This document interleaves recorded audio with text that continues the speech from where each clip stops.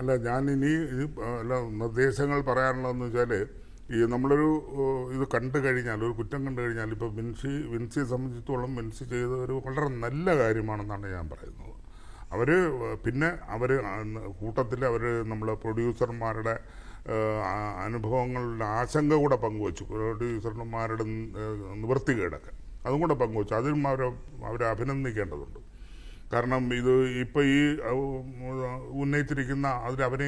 അതിൽ ഇയാളുടെ ഷൈൻ ടോം ചാക്കോ ഒത്തിരി ചിത്രങ്ങളിൽ പകുതി പൂർത്തിയാക്കി, മുക്കാൽ പൂർത്തിയാക്കി ഡബ്ബിങ് സ്റ്റേജിൽ നിൽക്കുന്ന ഒത്തിരി സിനിമകളുണ്ട്.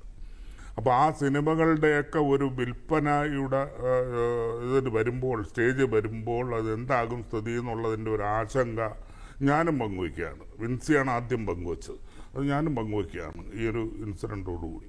അപ്പം ഞാൻ പറയുന്നത്, ഇതൊരു കൂട്ടായ പരിശ്രമത്തിൽ ഇത് ആർട്ടിസ്റ്റുകളുടെ മാത്രം ഒതുങ്ങി നിൽക്കാതെ, ടെക്നീഷ്യൻസ് മാത്രം ഒതുങ്ങി നിൽക്കാതെ, എല്ലാ മേഖലയിലും എല്ലാവരും കൂടി പരിശ്രമിച്ച് ഇത് നന്നാക്കി എടുക്കാനുള്ള ഒരു ശ്രമമുണ്ടാകണം.